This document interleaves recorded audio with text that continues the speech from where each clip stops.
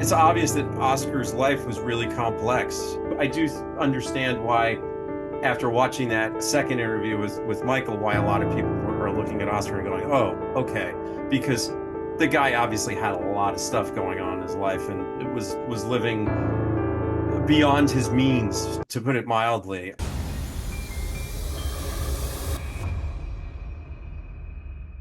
Hi, everybody, and welcome back to True Crime Unsolved. This is the place where we tackle the stories that the TV networks won't touch. Today, we're getting into another comment reaction video, guys. This is going to be mostly about the comments that we got on Michael Ritchie interview, part two of the Michael Ritchie interview. A lot of comments, and a lot of new stuff, a lot of new theories, a lot of new people chiming in. So we're going to tackle that. Yeah, look, you guys had a lot of thoughts on Michael Ritchie part two. Of course, he's the lead investigator on the Liz Barraza case. So part one was great. Everybody loved it, but there's just so much to ask this guy. And you guys had so many thoughts that we really wanted to go back to him and bring not only more of our questions, but more of yours too, because you guys raised a lot of things that you wanted to know. And he was kind enough to get on the phone and let us just kind of go through a bunch of stuff. And the reaction was strong. We got a ton of comments, more than we could read today on that video, but we picked some of the comments that we thought asked things that hadn't been asked before on our Liz Barraza videos or explored sort of new theories and angles. Let's get into this. So who's first? HBB-T2T, and this is a comment that we just got like 14 hours before we're recording this. I think people should look into the fact that Liz joined the Legion group because of Sergio, and without being a member for very long, should be given a high-ranking position as event coordinator for the Houston area. Were there any longtime members of the Legion that might have felt spiteful that this new chick strolled right in and commanded status relatively quickly? That's a very interesting comment. I mean, I think that's something that I've been kind of stuck on the entire time that we've been diving into Liz's case. It did seem, from speaking to Liz's parents in depth and from also speaking to Liz's friends, the interview with which we haven't published yet, but you guys will be seeing that Liz wasn't the big Star Wars fanatic. Liz was much more of a Harry Potter person, and she wasn't necessarily really caught up in Star Wars to the level that a lot of people in these groups probably are. And it was kind of Sergio's thing, and he did bring her into it, and she did rise up really fast, which I think speaks to the type of person Liz was. And that's something that I've mentioned several times, that Liz was the type of person that was very open and very positive and seemed to bring that kind of positivity wherever she went. And maybe there were people that didn't appreciate that. Maybe there were people that were a little jealous. We do know that Michael Ritchie looked really deep into the 501st. We do also know that he got a lot of tips about folks in the 501st. And, he talks a little bit about that, I think, in part two, about that it wasn't necessarily the perfect organization that some people would portray it as, that there was some toxic relationships, that there were some jealousies, that as in any group, there were hierarchies and people who wanted to climb up in those hierarchies, et cetera, et cetera. So, Michael definitely looked into that, and it's definitely been a part of the investigation from the beginning. Again, I think when you guys see the interview that we did with Marcy and Josh, who were Liz and Sergio's really good friends, who they went on vacations with, and were also in the 501st, you'll get a really, really in-depth view of what it was like in the group, and also what it felt like in that group after what happened to Liz. But yeah, I think these are really good points. And I, again, I've kind of leaned that way from the beginning, that I did feel it was someone in Liz's life who knew her, but perhaps who she didn't know cared about what she was doing as much as they did, who might be behind this. Whether that's from the 501st or not, but it just seems like, since that's where her and Sergio spent a lot of their social time, it's a likely place to look. This next comment is from John Smith, U706W. He says the detectives and private investigators almost have to go through every single one of Sergio's dad's girlfriends that he was paying for groceries for, whose income stopped or was cut when the divorce between Sergio and Margarita started. they'd have to go through all of those girlfriends, brothers, family, and friends too. Yeah, it would be a lot of people to sort through. Lots of layered networks to this. The public's assertion that Sergio is suspect number one could be very wrong. Sergio apparently lived with Liz's parents when this happened. We do know that's true. If that is true, he didn't want to lose his job by blaming his dad if he thinks it was him. And maybe he's scared of his dad and just waiting for him to get arrested. If Sergio did this, he has me fooled for sheer volume of interviews. He has also called the detectives for updates. Wow, that would be a new one if the murderer was calling in all the time. You never hear that one. They usually don't do interviews. All right, I'm excited to answer this one, or really not even answer, just respond because I think there's some good points here. It is really interesting to notice that Sergio has done a lot of press interviews. He continues to show up to events like, the bench dedication and things like that. Now, not a lot of that has gone his way. I mean, if you take one look at our comments section, a lot of people see those interviews or see him show up at those events and feel that it hasn't gone well for him, that he said things that contradict, that his behavior is odd, that he can't remember things you would imagine someone in his position would remember. So, to me, I see a guy who's taking a lot of risk by continuing to come to the press and to answer questions and to be in public. When if you are really the person responsible for your wife's death, that's probably not a smart idea. The girlfriends of Oscar, right? Sergio's dad. Miles, let me toss it to you. Well, I would just say, I mean, it's obvious that Oscar's life was really complex, to say it in a nice way, and that, he was bringing in not so great energy around him by what he was doing. How that would connect with Liz getting assassinated the way that she did, because I don't know any other way of describing the way that she was killed.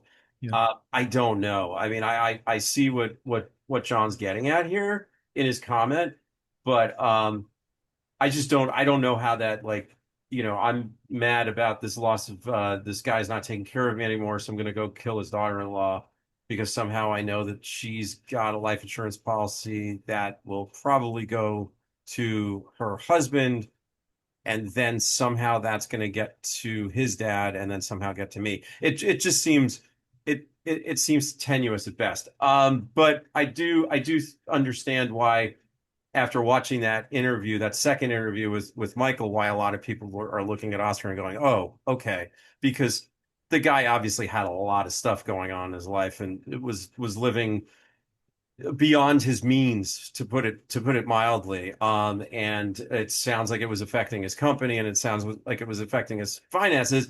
And look, that's where things usually are, right? When you look at a murder, it's usually one of a finite number of things that motivated it. And money is a big motivating factor. Debt is a big motivating factor.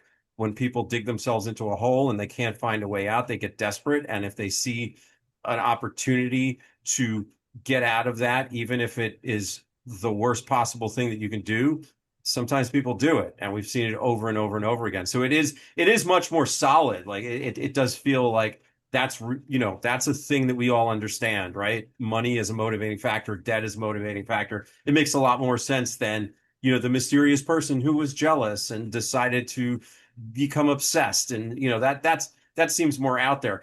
This is a guy who's living a pretty reckless existence, right? He's having an affair. He's running a business where he can't pay his employees. He's borrowing money from his own kid to pay his mistress's grocery bills. I mean, I don't think there's very many of us that would say that's a guy who's really dialed in and he's got his stuff buttoned up. It just doesn't sound like that's a very a very organized, clean life. Whereas this is a pretty organized, clean murder. So it is interesting to me. I understand that there's red flags around him because people who are living like that do they make bad decisions. I mean, clearly these things that he's doing already are bad decisions. Cheating on your wife, running your business so poorly that you can't pay your employees. It's hard to make a good case for that. And a lot of times those people might make a bad decision like killing somebody for whatever motive might be there. But also it's like, is this the one venture in his life where he really had it all together? Because this is a pretty perfect crime at this point. No one's been caught. We have no idea how this was accomplished. So it is just an interesting thing to note. I'm not I'm not even sure what I make of it. It's I see that he's reckless and sloppy enough in his life that he might get involved in a murder, but conceivably, I'm not saying he did, but conceivably he could. But then also it's like this seems so professional and so well thought out that it's like, is that really the guy that's going to plan the perfect crime? I don't know. I'd actually love if you guys weighed in with your comments. To me, I'm not even making a statement. I'm kind of just asking a question about that. It sticks out as odd. Like the pieces don't fit for me. Oh, Mary Joe Hmm. says, I have a criminal justice degree, and most of what I learned was law, criminal, constitutional, etc. Frankly, you would learn more about planning and covering up crimes from watching TV shows than a CRJ degree, uh, unless it's a master's or PhD. Thanks, Mary Jo, because that's kind of what I was saying. That I've known a lot of people with degrees and things, and they're not necessarily experts in those subjects. Right. We should Other, say this is in response to people pointing yeah, out Sergio had a criminal justice yeah, degree and yeah, saying, yeah. that may have allowed him to figure out how to do the perfect murder or know how to talk to the police and like find his way out of being a suspect. Sorry, go ahead, Miles. I just wanted to give the No, context. no, no. You're right to point to just so that everyone knows the context of this. It's funny what you say, Mary Jo, about watching TV shows because my light bulb would go off more if I heard this person was a true crime, fanatic, and they never missed a show on Oxygen and that kind of stuff. Than a bachelor's in criminal justice. I do feel like that probably is a better tool for learning how to get away with something than the degree would be.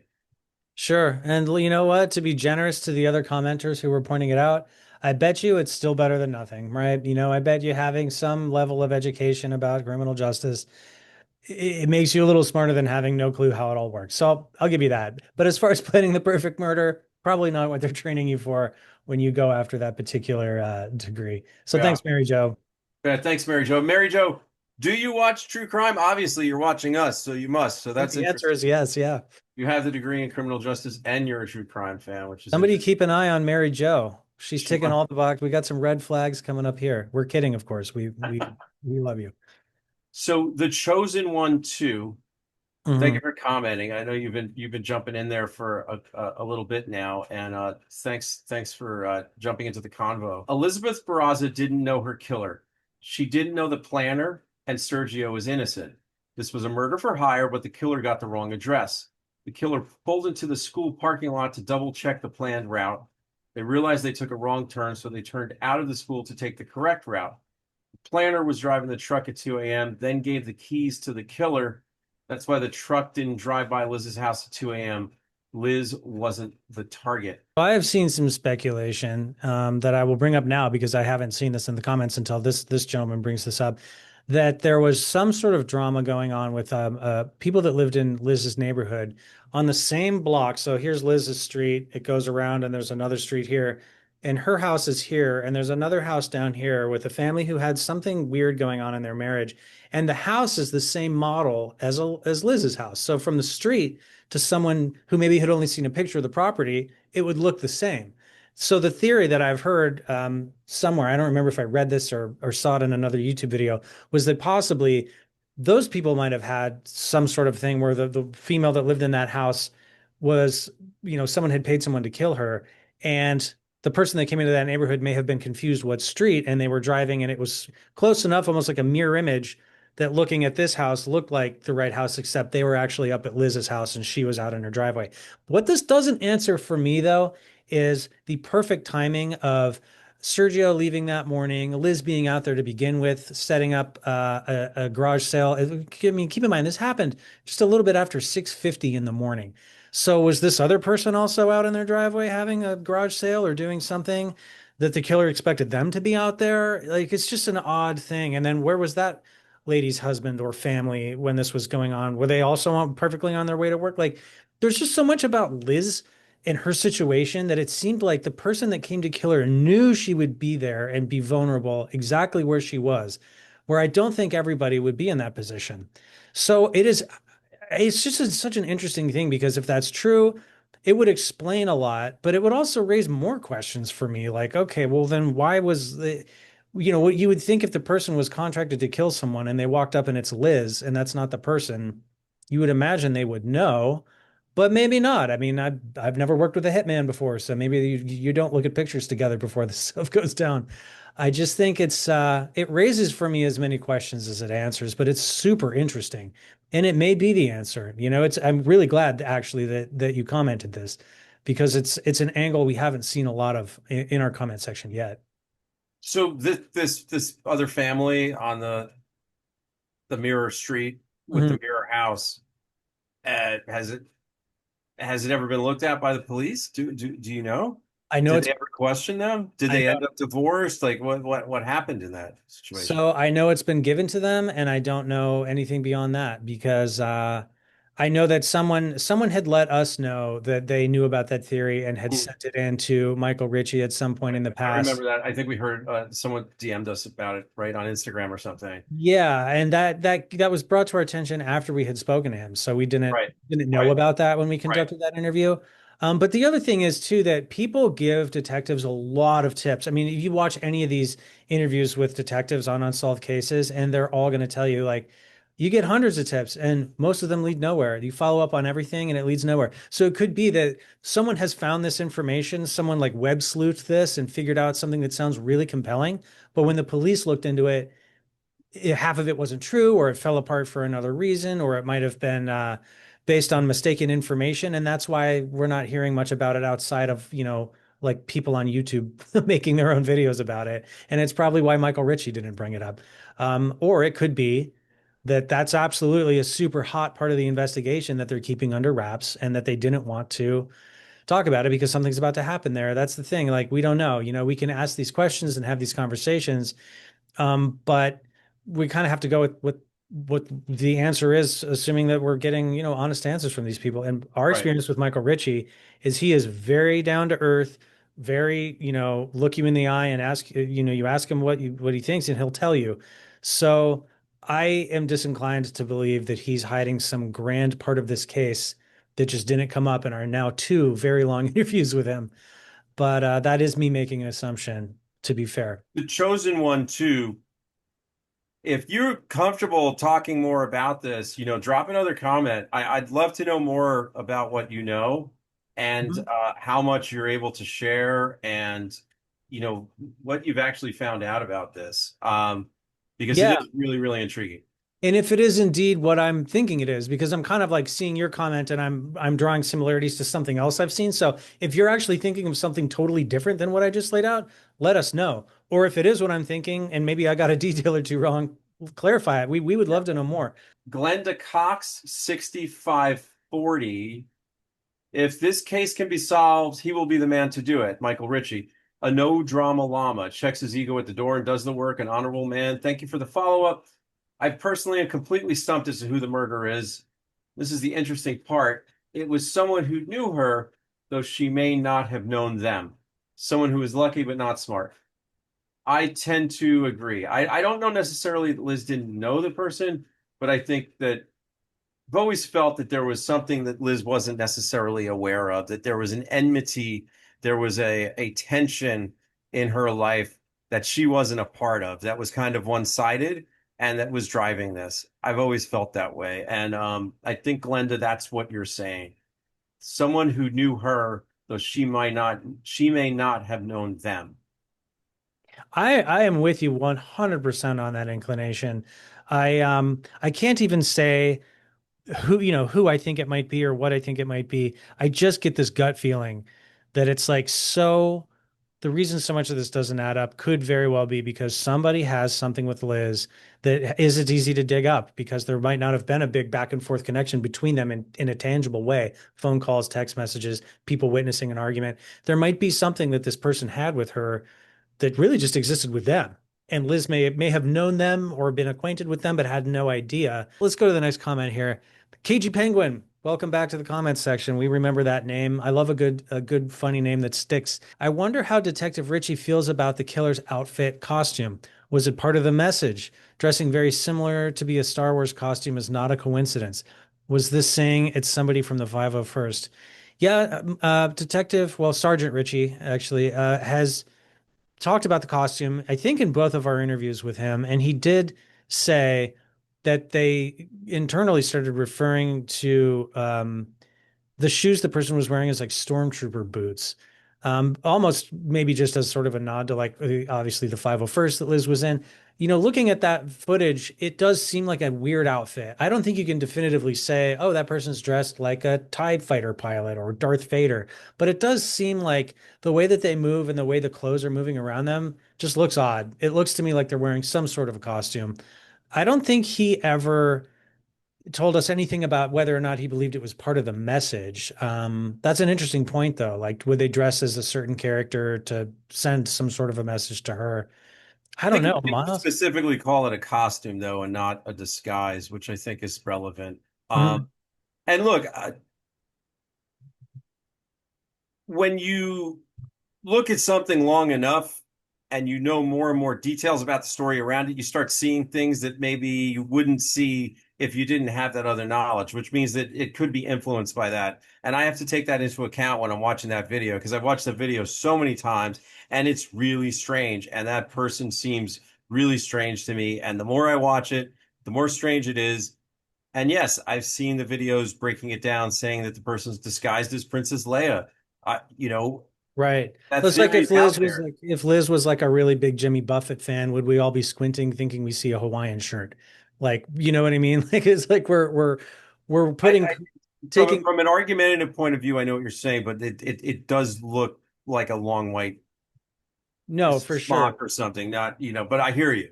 Yes, yeah, I think you get influenced by what you're hearing, right?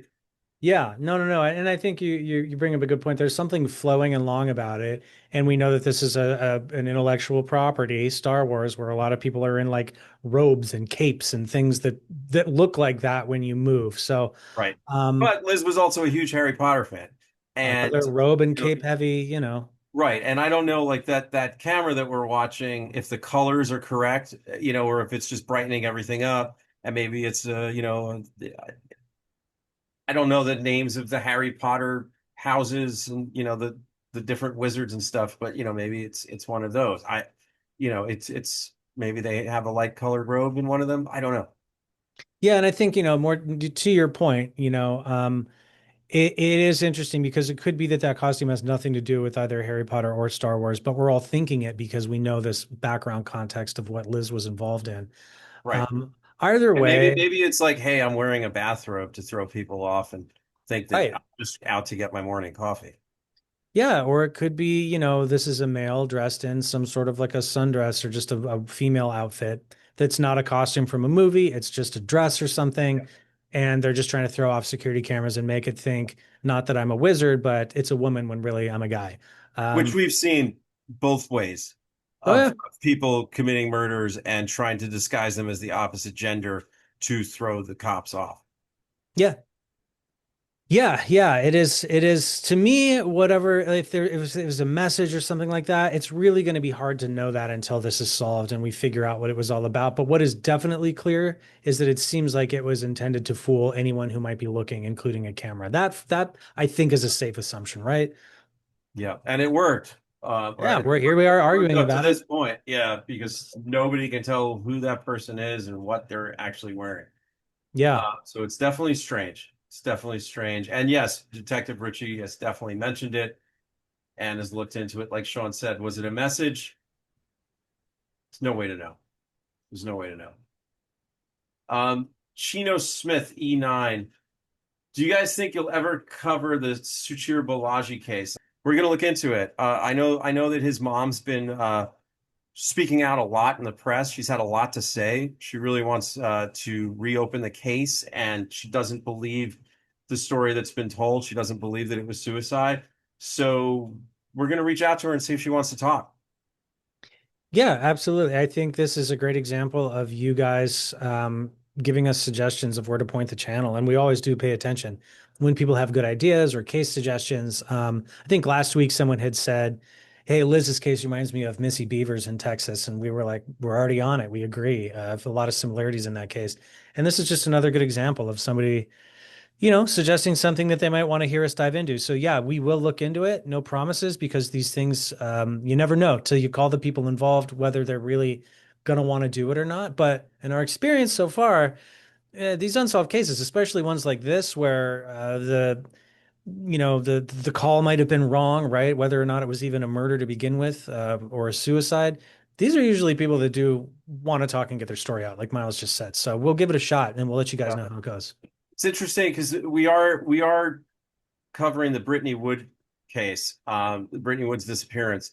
And those of you who are familiar with that case will know that her uncle was discovered in his car having supposedly committed suicide, but the wound that he had was a very awkward one. And I think that's the same argument that Suchir's mom has made, that the actual circumstances of what is supposed to be a suicide just don't add up. So Yeah. this is something that we have seen in other cases. It's kind of the classic joke about like the KGB suicide where the guy shot himself 5 times in the back of the head, right? It's like Right. that doesn't sound Yeah, normal or even possible. So yeah, that's a great suggestion. Thank you for leaving it. absolutely. Yeah. Thanks, Gino. All right, so Miles, why don't we close this off by telling everybody what we got coming up over the next week or two for him? Well, as you guys have seen, we just pivoted back to the Jennifer Kesse case. The Paul Sisko interview went up on Friday, and we will probably be doing a comment reaction to that this week. That will go up next week. So thanks for everybody who's been checking that out and leaving your thoughts on that. And then this Friday, we're going to continue with Jennifer Kesse. We're actually going to do an addendum where Sean and I just kind of break down all the major suspects. We did feel that after we did our case breakdown and we did these interviews, that it made sense for us to go back and dive a little deeper into the major suspects that were looked at by the police. And there may be some surprises for those of you who have been following this case in that video. Yeah, this is one of those stories where there's just been a lot of theories and stuff. I mean, it's a 19-year-old case, right? So there's a lot of people have been talked to over the years. A lot of people have been looked at, or have become suspects in the web sleuth community. And we just felt like beyond the case breakdown, which is really a nutshell view of the case, this one warranted a deeper dive into that element. Because we know you guys are going to have thoughts and you're going to, hey, ask, hey, what about this person? Did you guys ever look at this? And we did. So we wanted to give you guys just like a bonus on that. We're really excited about it. And we're very excited as always to hear what your thoughts are after you watch it. That'll be a fun comment reaction, I think. Absolutely. Awesome. Well, with that said, I think once again, like we said, thank you guys so much. We look forward to seeing you next week. And don't forget to like, subscribe, and share if you know other people who might enjoy what we're doing. Thanks, everybody.